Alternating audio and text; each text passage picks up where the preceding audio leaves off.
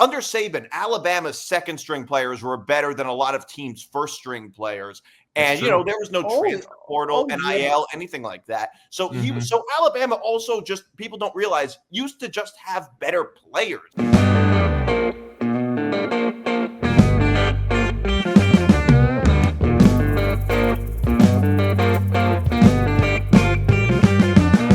Hey, what's up, everybody? I'm Nick DiMartino. That's Zain Bando. That's Will Charlton. This is another edition of Forever Power 5.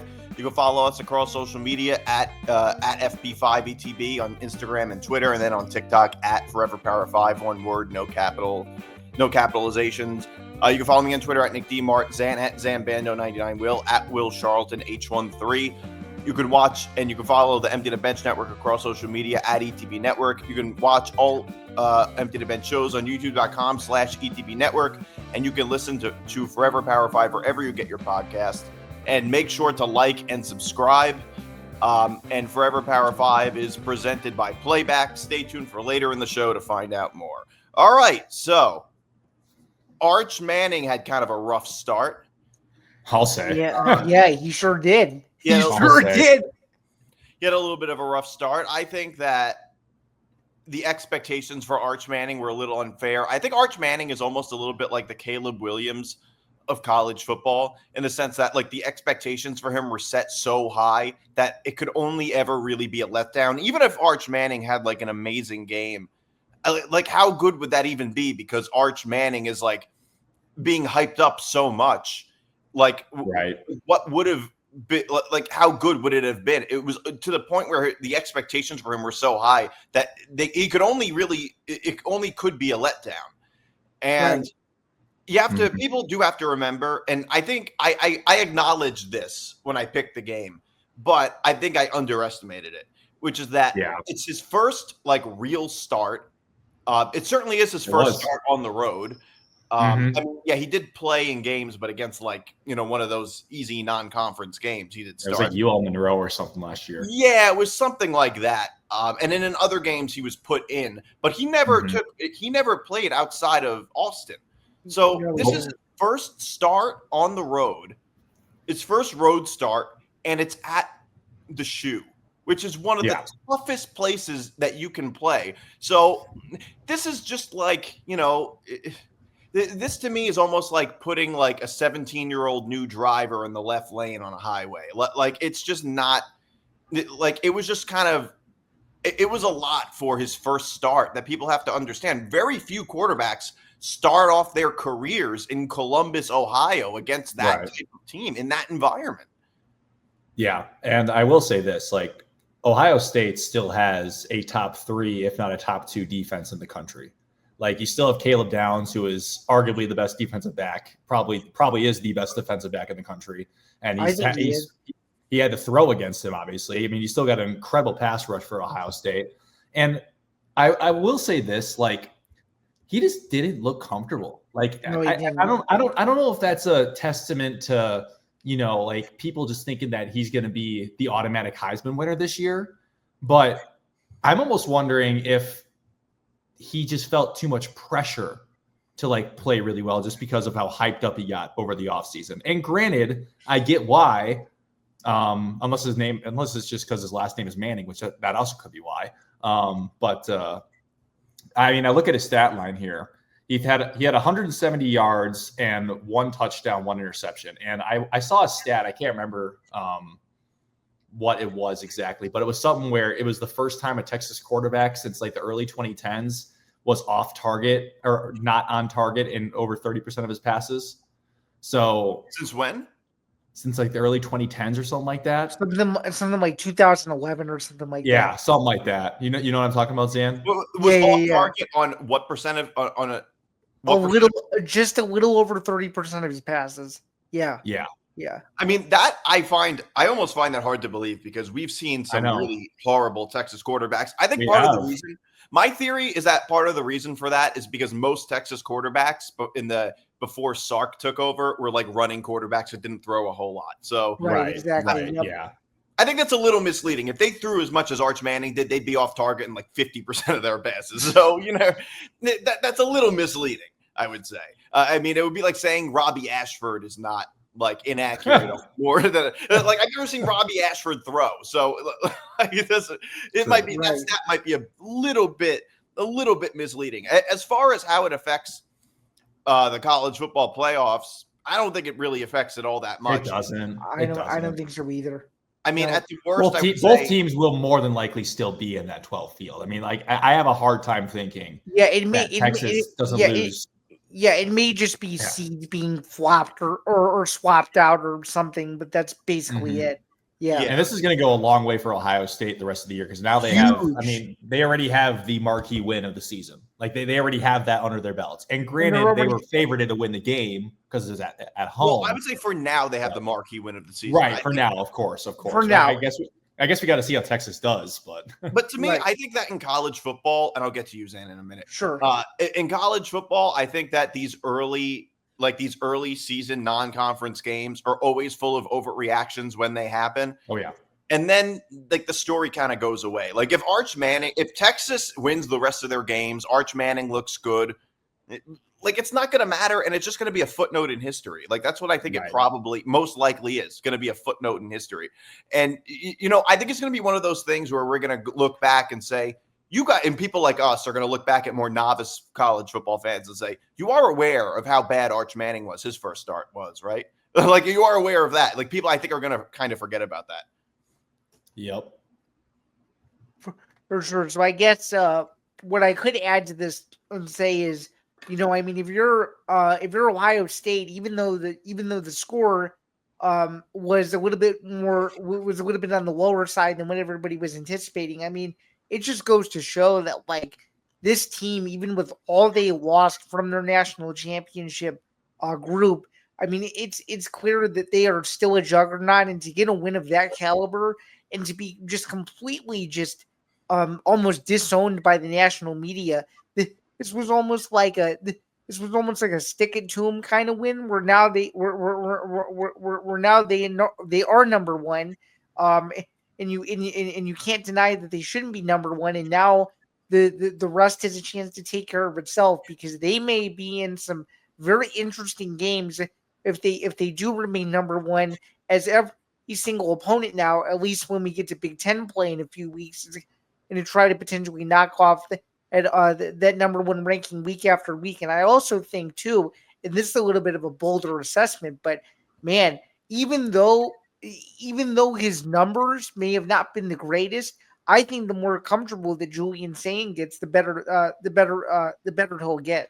So I really do think that even though some of these upcoming games for Ohio State are like kind of easy gimme wins, it'll give them a chance to show how dominant it really can be before their Big Ten slate gets a little bit tougher, because they have a few games that are obviously worth circling. They're not more so until October and November, but this could be one of those measuring stick games where you may look back at the end of the year going into week 12, week 13 saying, wow, that was a huge resume win that could potentially just carry a lot of weight overall. And I think anybody who doubted Ohio State that it still had it going into this year, I think we're proven wrong, and then some. And defensively, they couldn't play much better than they did. And overall, I just thought it was a good old fashioned slugfest to where if you like defense, it was the perfect game. So This game was this game had everything. I mean, I anticipated it was going to go under. I remember picking the under. I did too in our show last week. No, I mean, going back to what you said about Julian Sain, Zan. I mean, he only had 126 passing yards, but then again, he managed the game pretty efficiently. Like, I mean, for his first start against, again, another phenomenal defense that Texas has, he played efficiently. Like, he did everything he had to do to lead Ohio State to that win in his first ever start as a quarterback too. So I think like you said, the measuring stick game was a great way to assess it, because these two teams have identities that they still need to find, and Ohio State more so found theirs than Texas did, I'd say. But Julian Sain, to start out the way he did, I think Ohio State fans are pretty pleased with it. I would argue the same. And then just one more thing that I would like to add as well. I think even though we were kind of debating this We were kind of debating this last week too. It just goes to show the level of demand these two programs have, like from these two fan bases. Like I could not imagine the reaction of this game, the reaction it would have gotten if this game was played at night as opposed to during the day. Because as much as we were invested in this game, I knew a ton of people that unfortunately missed it. So I'm really hoping that the rematch is at a little bit of a is at a little bit of a more accessible time, and I have a feeling that this could be potentially one of either two two games two games that these two teams play against each other, or who knows, this may end up becoming a yearly occurrence that almost becomes an unofficial tradition of sorts. So you never know. So yeah, I could definitely see these two teams matching up again come the college football playoff. Absolutely. I mean, when you look at the rest of both these teams' schedules, Ohio State has to play Penn State at home and Michigan on the road. They're favored in both games. So I would say two really tough. Got to go to Champaign too. Yes, sir. Oh yeah. All right. Yeah. Okay. But I would say I'm just saying the top teams that they're playing. They're playing Penn State and they're playing Michigan. Those are definitely their two toughest. But they're still favored by more than a field goal in both. Texas, they only play one game that I think is like really Texas only, and it's the Georgia game, right? Yeah, it's really just the Texas Georgia game that is difficult. All the rest of the games that they're playing, they'll probably be favored by a lot. Even in the A&M game, they're favored by 10.5 as of now. Yeah, I think that the Texas, I mean, maybe Florida might be a little difficult, but they're still favored by a touchdown. Yeah, I think the more impactful game might end up being Georgia. Because they're at least, that might end up like if both teams have one loss in their conference, well, Georgia's going to be the team going to the national championship, and that's going to peg down. Well, there would still be two teams. It's possible at least that Texas wouldn't be in the national championship, though they probably will. But ultimately, the rivalry that matters the most for Texas is going to be Georgia when it comes to the playoff. And, last year, Texas had, I mean, I'm not saying it's going to go the same way this year because they have different rosters, different quarterbacks for both teams. But it is the case that last year, Texas had otherwise a better season than Georgia. But when they played head-to-head, Georgia just had their number, it seemed like, last year. So if it goes the same way this year, that could end up being a lot more impactful. And don't forget, they are going on the road against Georgia. It's later in the season, but they are going on the road. So that was Georgia, the one game I thought Texas would lose this year. Yeah. And Georgia consistently has, one of the best defenses in college football. Forever Power 5 is presented by Playback. Watching sports is more fun with others, but we spend too much of our time watching alone. Playback is a virtual space where communities can stream live sports together with everyone perfectly synced up. Creators can hop on stage, deliver their own play-by-play analysis and commentary, and invite viewers up for Q&A. Playback makes watching sports fully interactive and a social experience. From playing fantasy sports, repping your favorite players and teams, and watching the commentators and communities you care about. Win or lose, sports are best enjoyed together. Join our community by going to playback.tv/ETB network to find out more, including our live stream schedule. And now back to the show. Staying in the SEC, Alabama gets killed 31-17. Man. The story here is more about Alabama than it is about Florida State. Not that I'm not giving Florida State credit, but I think you're 100% right. You're 100% right. The Alabama portion of it is far more significant. It's because huge. I think, Huge. Because it's not really such a shock that Florida State is good this year. We all kind of knew they were going to be fairly good. I think last year's season was just a bit of a blip in the radar. But Alabama, the 31-17 score didn't even do the game justice. Like this game wasn't close. It was way worse than the score would even suggest. And it almost looks like Alabama is just, I mean, the fact that they were two touchdown favorites. Yeah, 13.5 on the road. I mean, I think a lot of that was just, I think some of that was just a whole bunch of people betting on Alabama because of the name. But like, I don't know, Alabama's starting to look more and more like a mediocre program. Like it's not just that they lost. It's not like they lost because they flubbed a couple of punts. they got destroyed. They look like they didn't have it the entire game. Now maybe it will change. Things will change a little bit from week 1, but like I have no reason to believe that until I see it, I guess is how I would put it. Right. And obviously all of this points to Kalen DeBoer. On some, like, at least in the eyes of the public, everything points to Kalen DeBoer, because what happened after Saban left and DeBoer took over? Oh, everything in Alabama turned to shit. That's really just what happened. Everything turned to shit in Alabama. It seems like. I don't know. Also, isn't a loss you see from Alabama. Like, yeah, they lose games on the road sometimes, but not by 14 points to an unranked opponent. No, and it was their first opening day loss in like 20 years. It was insane. Like that. Like, insane.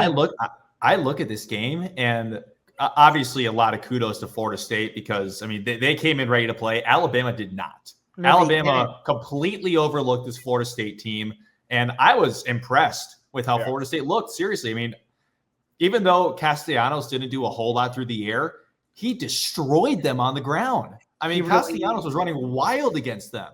He really did. Alabama was just straight up undisciplined in the game. Like, I don't know what that comes down to. I don't know if that's coaching or what it is. It probably is, but like a Saban team would never allow a team to be undisciplined going. Well, then which is something you guys haven't mentioned yet, like the alleged, like, speaking of undisciplined, like the alleged, like, just like apparently, I don't know if this has been confirmed, but like the alleged, like, non-curfew, them using their phones whenever they want, like them not being disciplined in warm-ups. Like, I mean, everything about it was just horrible. Yeah. I don't know. And the thing is, though, it's like they had how long to prepare for this game? Forever. Like they had what, all summer, all spring? I mean, I don't know exactly how it works in college. I'm not exactly sure how it works, but they had usually something like that. Yeah. Usually the new season regarding like winter workouts begins in like early February. So they had a while. They had, like, Luka Doncic was still on the Mavericks when they started preparing for this game. That's how long ago it was. Like, like that's how long they've had to prepare for this game, and they just showed up completely flat, completely undisciplined. Look, I'm not saying, people talk about Ty Simpson and everything, but like, I don't know. I think that Alabama has played that bad. I mean, his stat line wasn't bad. No, I don't think it's a Ty. I don't think it's a Ty Simpson problem. I think it's just a team problem. And by the way, their defense looked terrible. Yeah, and we've seen Alabama so bad. Yeah, we've seen so bad. We've seen Saban Alabama teams win national championships and also come close to winning national championships with very forgettable quarterbacks. Oh yeah. Proof of this. Yeah. Who was the quarterback of Alabama when they won in 2015? Do you remember? AJ McCarron? No, exactly my point. You don't remember. It was Jake Coker. It was Jake Coker. Yeah. Jake Coker was the quarterback. No kidding. I asked 3 people on both my podcasts, all 3, you, Zan, Will, and Johnny. I asked all 3 of you. None of you remembered. That just proves my point that how Alabama was able to win. Yeah, that would have been post AJ McCarron for sure. Yeah. How Alabama has historically been able to win with, I mean, Ohio State too, I would argue, with like sort of mediocre quarterbacks. Oh, so yeah. 100%. Oh, yeah. I don't think the problem is Ty Simpson. Yeah, Cardale Jones. Cardale Jones was a 3rd string. He looked amazing for about 3 weeks. And then the next year they had to bench him because he was so bad. Like, and I think that and I think part of it is like a lot of people want to point to discipline and things like that. But I also think in this era of college football, Alabama doesn't have players as good as they used to. Like, it's not just that. It's not just about discipline, though. That's a part of it. But, Saban, in the pre-NIL era was really able to just, like, I don't know, hoard the best. You're coming to Alabama, you're coming to compete for championships. That's the expectation. But Alabama was able to just, like, hoard the best players in the country. He was able to just stack up the best players in the country where that's true. That's a really good point. Yeah, that's a great point. Like under Saban, Alabama's 2nd string players were better than a lot of teams' 1st string players. And there was no transfer portal, NIL, anything like that. So so Alabama also, just people don't realize, used to just have better players. than they do now. Like That's Alabama a does fair not point. have, It's a really good point. like Alabama, like I remember when Alabama had like even on off, not just on defense, just even on offense, they had like the most, maybe I watched more back then, but like they would have like TJ Yeldon and like Derrick Henry on the roster at the same time. They had a whole bunch of really good receivers. Like it was like they were everywhere. It's not like that now. Like Alabama's players aren't as good. And part of the reason is that in today's era, it's like at the time, I think that geography mattered more than money. And now money matters more than geography. Yeah. Yeah. So really I good think point. Players are going anywhere if they're getting paid a good amount. Right. Because like the southeast region of the country is overwhelmingly where most of the talent is. Like that is the best recruiting region. It's a hotbed for football talent. Right. And these southern schools don't have as much money as Big Ten schools do and northern schools do.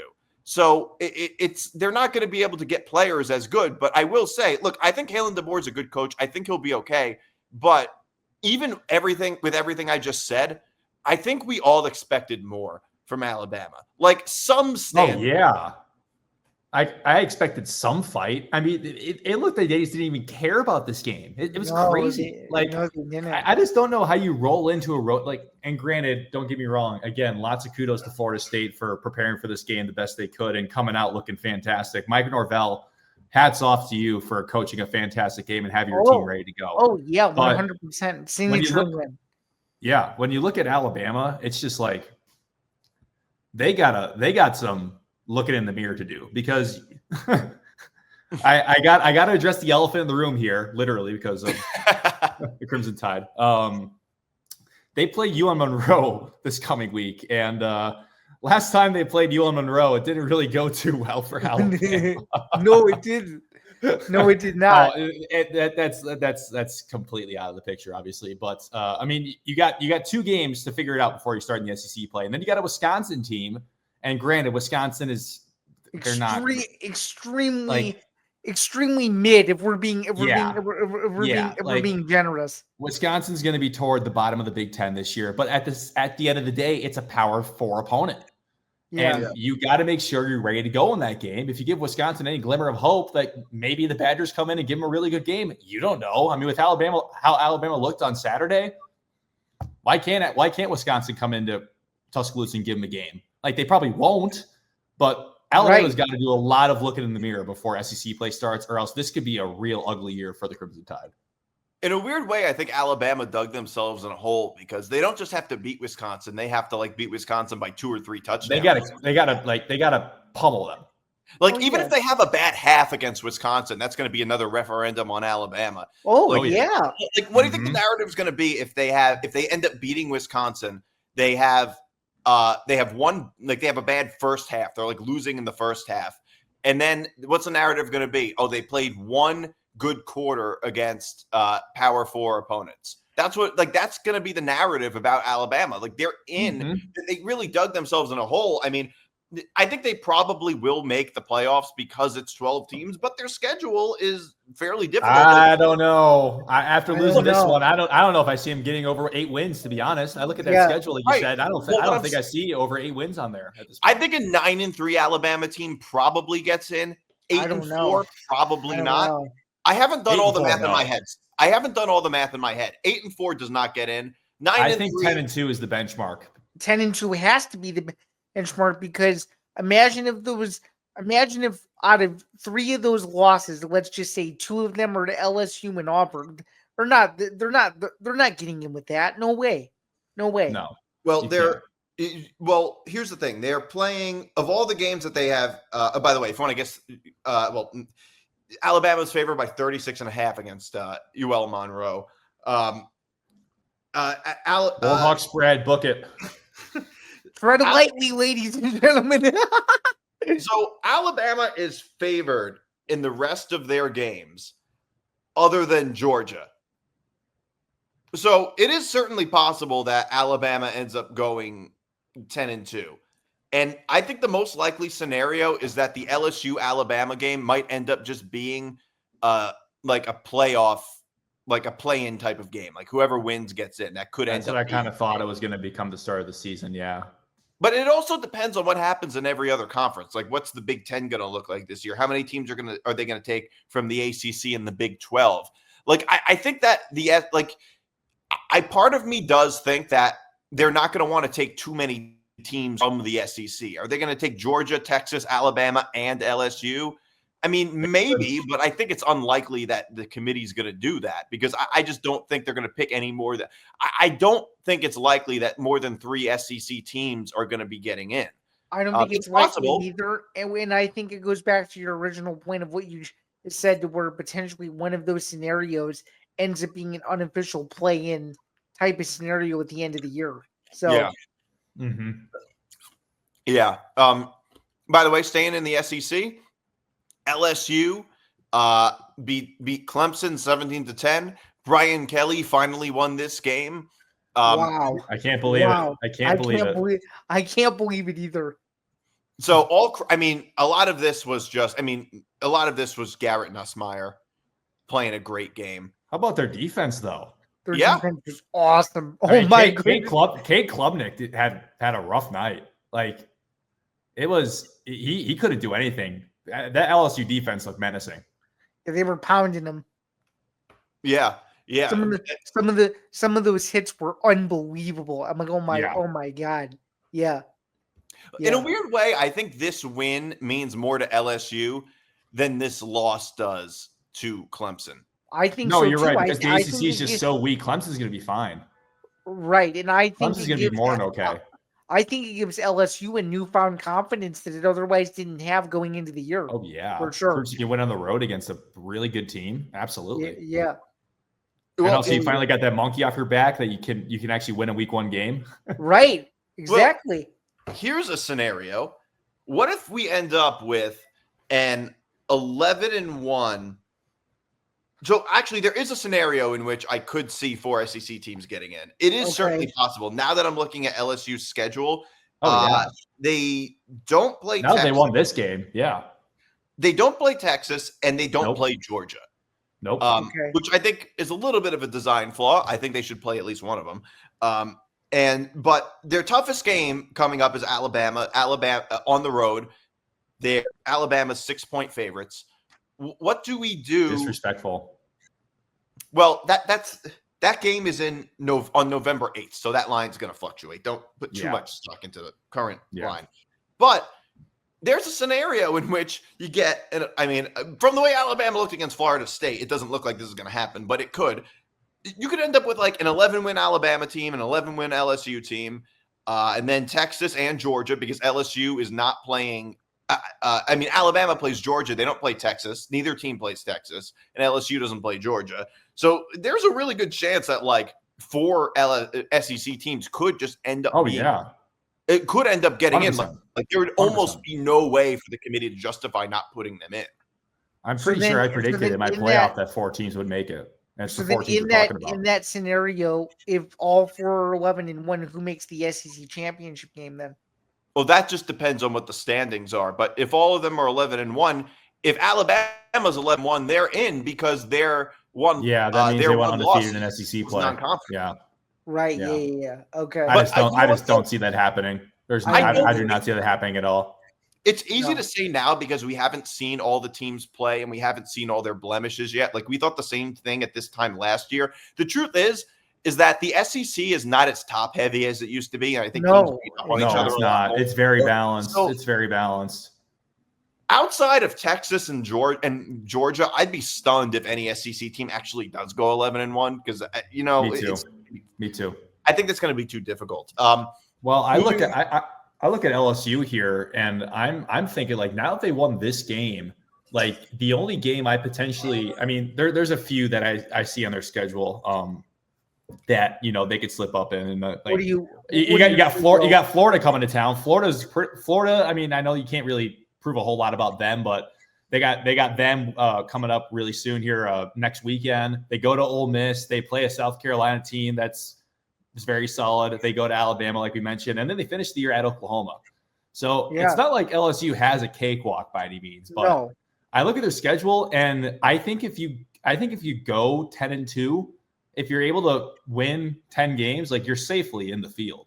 Safely. I would say so too. Now, Yeah. if you were Might to be hosting a game, to be honest. now, if you piggyback off what you just said, that potential 10-2 mark, would you say in that scenario where if you're comfortably in the field, that includes a win against Alabama in that scenario? Well, I think you lose. I think you're looking at losses to probably Ole Miss and Alabama on the road, but it's also hard to say because, like, again, you could slip up to a Florida at home, you could slip up to a South Carolina at home. You just don't know. Like, you have no idea because Arkansas they would. Yeah, you could. I mean, it's not an easy schedule by any means, but like South Carolina, LSU plays South Carolina at home. You never know what might happen. And LSU's playing Ole Miss. LSU's only favored. They're favored on the road only by 2. So who knows how that game's going to go? Like exactly. And also, if I think Garrett Nussmeier is a very good quarterback, but if he looks like he did last year, he could be erratic at times. And absolutely. There were times for LSU last year that the wheels just fell off. And it wasn't just in those opening games. It wasn't just against USC. The wheels fell off in a lot of those games. Well, the game against Alabama. Yeah. And against Jalen Milroe ran for 4 touchdowns against them. Yeah. And against A&M. So, who knows what might end up. Who knows? I do want to talk about Miami beating Notre Dame 27-24. Miami actually almost blew this game. They sure did. I do want to give a shout out. Great catch by CJ Daniel at the end of the first half. Sweet. That was a sick unbelievable. grab. Unbelievable. Might be the best college catch I've ever seen. It's almost like it's got to be up there with that Oklahoma one-handed interception against Nebraska. How many years ago was that now? Like maybe 5 years ago, 4 or 5 years ago now. Yeah, it's got to be up. It's got to be up there also with that miracle Keith Nickel catch in 2011. Sorry to bring back bad memories, Will. But yeah. So in this game, I think I think that it could be a pretty big problem. I think that this loss could end up being a pretty big problem for Notre Dame when it comes to the playoffs because Notre Dame, as usual, tends to not play a very strong schedule. I don't think so. I don't think so. I got them running the table from here on out. I mean, I look at their schedule. There's not another loss on there. There's not. Yeah, I mean, A&M coming to town this week. I think they're going to bounce back fine. But other than that, I don't think there's another loss on the schedule. I agree. I guess the next best team they're playing is A&M, and I guess I had them going 11-1. This is the one game I had them losing. Yeah, you did. So, you're right.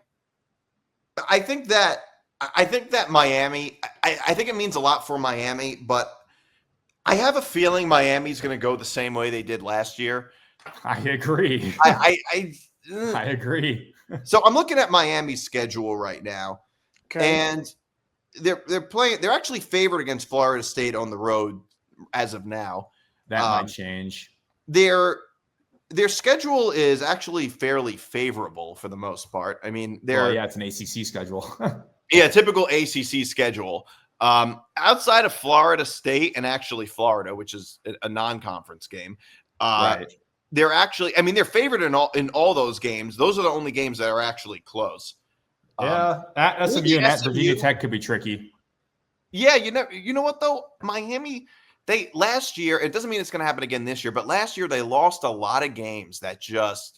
You never would have. I mean, they lost to Georgia Tech towards the end of the year. Like, I just think the wheels fell off for them. That's really just what Syracuse. it was. They controlled their own destiny and then lost the game at Syracuse. Yeah. So they were probably in the playoff if they win that game at Syracuse, regardless of what happens against Clemson in the ACC championship game. They would have played SMU. No, they would have played SMU. Clemson wouldn't have made the ACC. Yeah, Clemson wouldn't even have made it, and they would have played SMU. And from the way SMU played, actually, Miami saved Clemson last year. I forgot about that.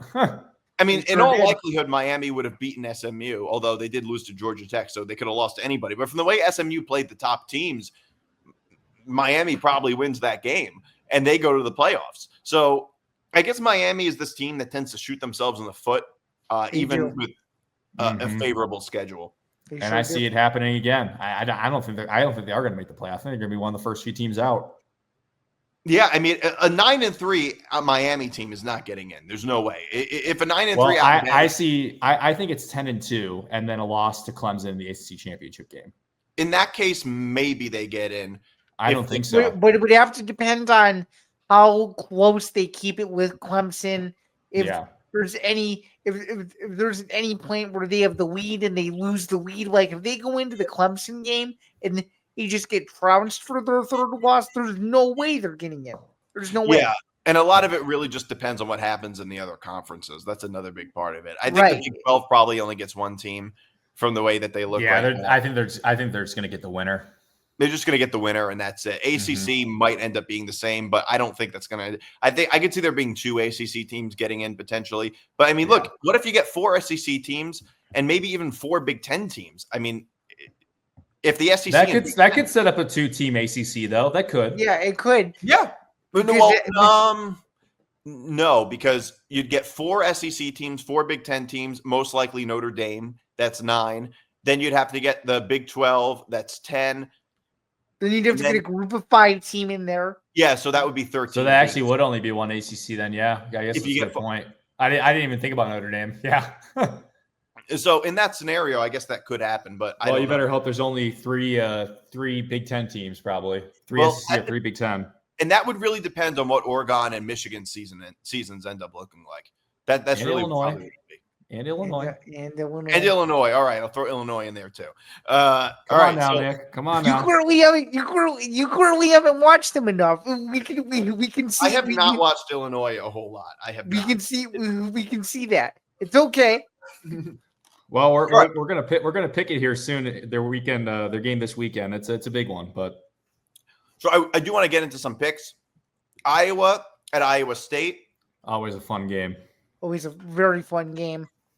Iowa State is giving 3. By the way, for the rules of picks, you don't have to pick spreads. You can also pick over-unders. You can also pick both if you want. I'm not picking the spread in this game, but I will go with the under. I like the under too. I'm going under. Low. This game always goes low. This game always goes low. I could see it going. I actually think it went over last year. Now I think about it. Yeah, it did. It did. But what was the over under? Probably around the same number, but it still went over. I think it was 43.5 last year. Wasn't it 44 the total? Yeah. So 43.5, 44, somewhere in there. I could see this being like a 20-17 game or something like that. Oh, totally. Yeah, totally. But I'm not going to pick a team. I mean, I could see Iowa State winning this by exactly 3, but like I could too. I'm just going to go under with this game.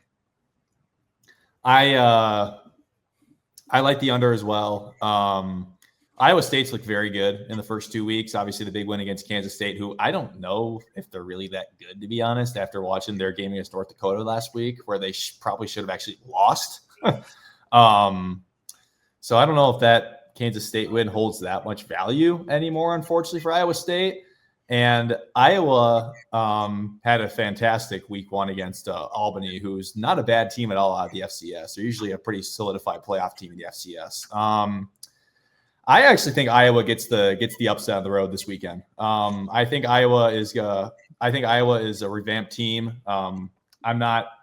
I could definitely see Iowa State getting the win, but I think Iowa's going to get revenge from last year and take back the Cy-Hawk Trophy. So I got Iowa plus 3. And are you all also picking the over-under, or are you just picking Iowa? I'm going low. Low. I think I got Iowa like 17-13, something like that. Okay. And then, for me, I mean, this one to me is pretty simple. This to me is defensive slugfest written all over it. I think it's going to be a really close game. It'll probably be a 3 to 6 point game, maybe. And I'm just going to go conservative and pick the under because I just don't know what Iowa team is going to show up. I was thinking about picking Iowa, but I just don't know if the way they played against Albany last week is going to translate, and you don't know what Iowa State team is going to show up. So I think it's one of those games where whoever makes the last mistake is more than likely going to lose. Whether it's a fumble, an interception, a phantom something, it's going to be some sort of blunder that turns the game the other way for whoever wins. But I'm just going to go conservative and pick the under, but no actual winner in the game. So, all right. Next game, Baylor at SMU. SMU is giving 2.5. The over/under is 65.5. I like SMU. I like SMU in this game, mainly Mhm. because I don't know what we're going to get from Baylor. How good is Baylor any good at all? SMU at least I don't know. SMU at least has their quarterback. I know SMU has their quarterback returning. So at least it's going to at least be somewhat of a similar team that they were last year. And they're only giving a field goal at home. So I'm going to go with SMU. Yeah, What about you? I like Kevin Jennings and the Ponies here. It's a really high number. Obviously, SMU is very capable of scoring a lot of points. They're not the most strong on the defensive side. Again, I'm with you, Nick. I just don't really know what Baylor's all about. I just think SMU is going to be able to win in a shootout. I'm not going to touch the over/under just because that's a really high number. Like a 34 to 30 game does not go over, which is crazy to say. But I'm just going to take the SMU -2.5. I could definitely see the Ponies winning this by a field goal, possibly even a touchdown or even more. Let me be clear. I'm also going to take the under. So mark that down. I'm taking SMU and I'm taking the under. I don't even know if Baylor is – SMU gives up a lot of points. I don't even know how capable Baylor's offense is. This is not exactly the Baylor team from 10 years ago that always put up a ton of points. Like, I don't know what they're going to look like now. But, yeah, go ahead, Zan.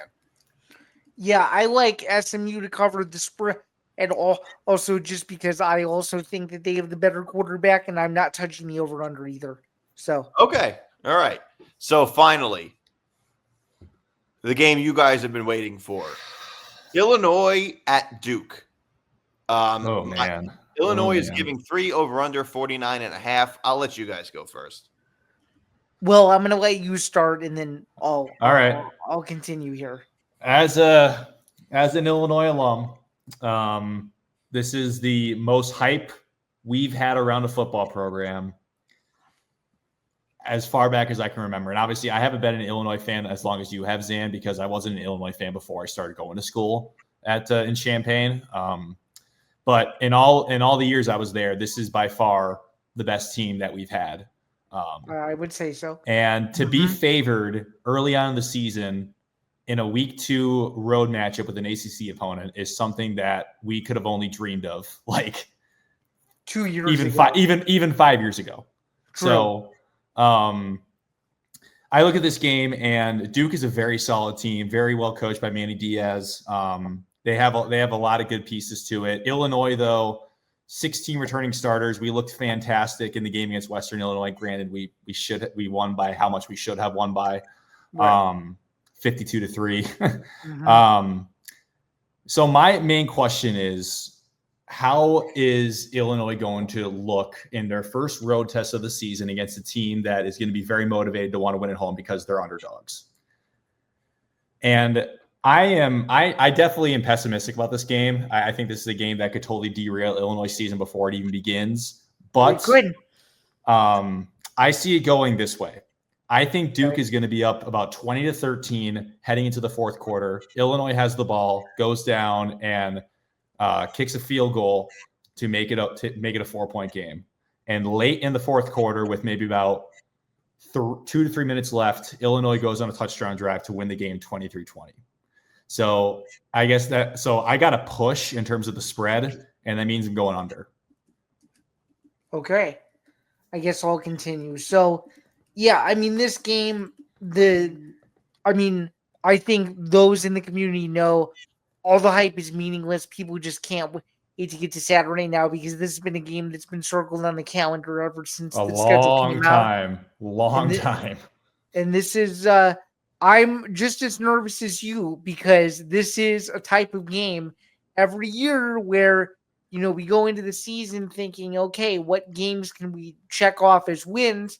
And then there are a couple of these question mark games where, unfortunately, Brett finds a way to lose. Well, luckily this week, I don't think he does, but it may end up being too close for comfort. I'm not going to go as direct as you and say that I think they're going to be, I think they're going to be trailing and they rally, but I will kind of go off the beaten path a little bit and say that they will have to overcome a first half deficit to lead the entire second half, but the game is still close enough to where I think it's within the 3 to 6 point range. Unfortunately, though, I also have a push. I think it's going to be 24-21 Illinois, but it's one of those games, Will, where you and I were speaking off air, and we basically came to the conclusion that as long as Illinois wins the game, no matter how ugly or how pretty it That's is, all I care about. All I care about. 2-0 is still 2-0, and Mhm. to win the game down there in front of a blowout crowd where there may only be, who knows, maybe 80 Illinois fans there out of however many thousands of Duke fans.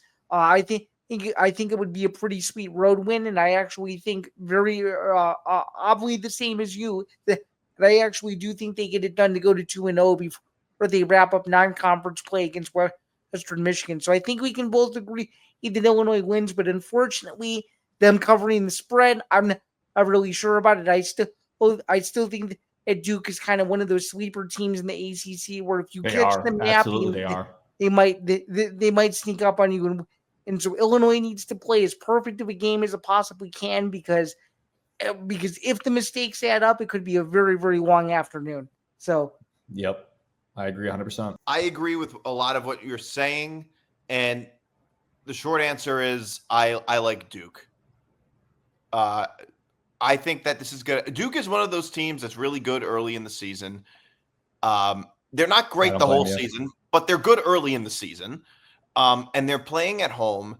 I think it's going to be a tough environment for Illinois. I think Illinois is going to have an overall good season, but I could totally see this game just being a game that ends up tripping them up. And I think, like I said, Duke as an early season team tends to be very good. So I'm going to go with Duke in this game. And are you touching the over-under or no? No, I'm not touching every over-under. Here's another. All right, going back to the SEC, Ole Miss is playing at Kentucky. Ole Miss is giving 10. Over-under is 50.5. I like Kentucky and I like the under. Kentucky tends to play Ole Miss tough. Kentucky's a bit of a spoiler in the SEC. They're not one of the better teams. They're one of the worst teams in the SEC, but they play really good teams pretty well. And they're playing at home. And I think this game is going to be a slugfest. I think Ole Miss wins it outright, but I think it's going to be close. And I think that in a game that's going to be a slugfest, I think Ole Miss is favored by a little too much. So I think Ole Miss probably wins by within a touchdown roughly. But I think Kentucky's going to turn this game into a slugfest, and I think it's going to be an under game. So under and Kentucky plus the 10 points. Well, yeah, I'm. This game is really interesting because last year, obviously, when Ole Miss played Kentucky, Ole Miss had these crazy high expectations. They were undefeated going into the game, and then Kentucky completely derailed their season. And you could safely say they did because they literally did. That was a loss that Ole Miss could not afford to have, and they didn't make the playoff because of it. And they ended up having to play in the – did they play Duke in a bowl game? Is that what they played in the bowl game last year? You guys remember? Right. Yeah. Sounds right. After Murphy transferred out already, so Duke was a shell of itself. So, yeah, I don't know. I think that this is a game that Ole Miss is going to be really fired up for because they know they owe Kentucky one after last year. And granted, don't get me wrong, Kentucky does tend to play well at home. I just think that Ole Miss is going to be able to cover that 10-point spread. I could see them ending up winning between like a 24-13 kind of deal or like a 27-14 kind of deal. So generally speaking, like I'm not going to touch the under, but I think Ole Miss is going to come in really ready to play this game, and they owe Kentucky one, so they're going to come in and show it. Ole Miss -10. Yeah, I like Ole Miss -10 too, and I actually think they pound him, and I don't think it's close at all. I just think the talent gap is very apparent, and awfully similar to Will. I think it's one of those games where Ole Miss knows that they need this one back. Ole Miss knows that they're in for a tough rest of the year, and Ole Miss knows that they need to boost themselves before things get really interesting, just in terms of the college football playoff picture. If they want to stay in it and getting a road win in a very tough environment against a team that maybe feels like they're going to be a little bit too overconfident, may end up being a recipe for a disaster. So I like the Rebels to cover this game comfortably, and I'm not touching the over/under either. So. Yeah, Ole Miss could end up being. I mean, they're like the fifth SEC team, the 15 that could end up coming out of the SEC. All right, Michigan at Oklahoma. Oklahoma's giving 4.5 over under. That's a fun game. Yeah, so you guys can go first. You're Big Ten fans. Yeah, I'll go first. I was very impressed with the way Bryce Underwood played in his first game. I think he played extremely loose. I think there were some really nice things that he showed. Yeah, I understand that they weren't playing the greatest of competition, but his first collegiate game is still his first collegiate game.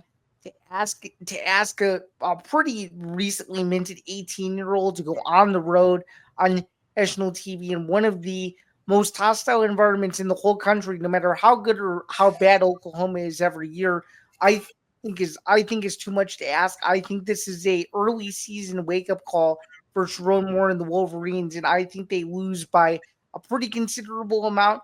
I do like Oklahoma to cover the number here, and I'm actually going to go a little bit deeper here and say that I do think Michigan, for the most part, keeps it close for at least 3 quarters. So let's go Oklahoma to cover the spread, and let's go over on the total of 45.5. All right. Yeah, Zain, I'm kind of right there with you. I look at this game and I think of who's the more experienced quarterback and who's the new quarterback. And the new quarterback is Bryce Underwood, and he has to go on the road here. If this was in the big house, this is a different conversation because Michigan's probably the team who's favored in this game. Massively different. Or if it was a neutral field, like that even changes things. But Bryce Underwood, his first start on the road is against Oklahoma, who is, we can safely say they're going to be better this year because John Mateer was fantastic last year. He was the only person on that Washington State team last year, pretty much. And he did everything he could to keep them respectable in games. So yeah, I look at this game and I think this is a rough one for Michigan. I think Oklahoma wins this one by 7 to 10 points. Michigan is they're trailing from behind the entire game. Oklahoma goes wire to wire. And I think I'm with you on the over 45.5. So yeah, I'm going to go Oklahoma minus 4.5 over 45.5. Yeah. And one more final note that I forgot to add. I actually think that Bryce Underwood throws his first 2 career interceptions in this game as well. So look out for that. Yeah. I think he throws 2. One of them isn't his fault. And the other one, unfortunately, might be. So yeah, I mean, you're going from playing the arguably the worst team in the Group of 5 in New Mexico last week to now you're playing an SEC team who's going to be revamped this year. Oh yeah, with a lot more experience and is at home. Yeah, I just don't see a Michigan win here. I don't see it either. I actually like Michigan to cover the 4.5. I really do. Okay. Maybe I'm making the same mistake with Bryce Underwood that I made with Arch Manning. A difficult road. The new quarterback playing on the road might be a bit difficult. It's also worth noting this is a new system for John Mateer. He is on a new team, so that could make. I mean, of course, he's more experienced, but he is on a new team. Also, it also depends on like the systemic function, I guess you could say, of Oklahoma's offense. If Oklahoma's offense runs any way similar to the way they did last year, I don't think they'll be maximizing John Mateer's potential. And just from the way, maybe it'll all turn around this year. I don't know. But I will tell you this. Michigan does have a lot of momentum. Last year, they did not have a good season, but they ended with a win at Ohio State and a bowl game against Alabama, 2 games they weren't supposed to win. Now they have this new young quarterback going against Oklahoma, and Oklahoma's season crashed and burned last year. Something tells me that Michigan just has a bit more momentum, I think, than Oklahoma. I can see Oklahoma winning it probably, but I don't think I can see them winning by like a field goal or something like that. I think Michigan is going to keep it close. I think they're going to keep it close. Over under, I'm not going to touch. Finally, Kansas at Missouri. Missouri is a touchdown favorite. Over under is 50.5. I'm not touching the over under, but I really like Kansas in this game. I like Kansas because you know what? Kansas is not great, but they're a little bit of a.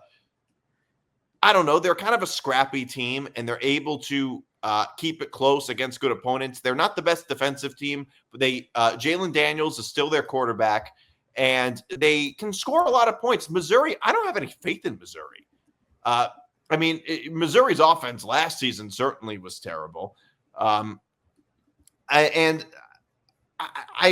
also thought they were just very overrated. They played a very easy schedule, but look, we haven't seen much from either team a whole lot, but I think Kansas is actually fairly good. They're really not all that bad. This is not the Kansas team from 10 years ago. Yeah. And I mean, the thing is, like, looking at Kansas too, they still have Highshaw as their running back. And he's pretty solid himself. Missouri, this is going to be Bo Perbula's first test, and thankfully for him, it's at home. This is a pretty fun matchup to think about, because I honestly could see it going either way, because, like, obviously, like you mentioned, Jalen Daniels, a very experienced quarterback. Feels like he's been playing college football for like 9 years now. Yeah, it really does. And Zain, I don't know if you'd agree with this at all, but this game kind of like feels a little similar to when Kansas played Illinois last year on the road. Okay. Illinois was also a favorite. What makes you say that? Well, just because of the fact that it's a test for Kansas to like see where they're at. And it's honestly a test for Missouri to see where they're at. So I don't know. That might be wrong, but I thought it was a test last year for both teams to see where they were at in week 2. So I guess that's kind of where I'm seeing it as. But then again, what isn't a test for a team week 2 when you're playing another power conference opponent? Right. So this game is interesting because I could totally see it being a high scoring game. I am going to say over. Because I just don't see much defense in this game at all. I think Kansas has some nice time on offense, and Missouri does as well. Ultimately, though, I do think it's Missouri winning by 7-10. I just think that I think that home field advantage is going to be what is kind of the main factor here, and I think that an SEC team is better than a Big 12 team for the most part. So I'm going to go Missouri here to cover that 6.5 and over 50.5. Yeah, I'm not going to touch the over-under here, but I think I can say with confidence that Missouri is the better football team overall, and I just don't know if I can trust Daniels on the road, just given what he's shown me over the last few years.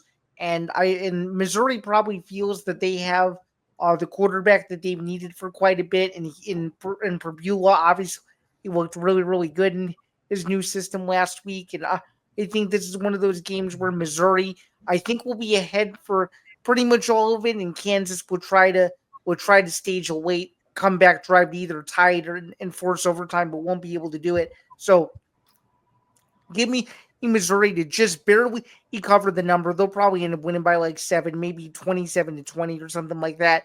And I'd rather not touch the over/under, but I feel pretty comfortable picking the home team here, and I think they'll be able to surpass it with flying colors. The only way I see Kansas winning this game is if something catastrophic happens on the Missouri side, either where Perbula gets hurt or he just surprisingly struggles. So who knows? But I feel comfortable enough to pick the Tigers to, at the very least, cover the number and win the game. So, all right. So that's our show this week. Thanks for tuning in, everybody. This is Forever Power 5. You can follow us across social media at FP5 ETB or on Twitter and Instagram, and at Forever Power 5, no caps or spaces on TikTok. You can follow me on Twitter at Nick DiMartino, Will at Will Charlton H13, and Zain at Zain Bando 99, and the Empty the Bench Network at ETB Network. So we'll see you guys next week. Cheers, everyone.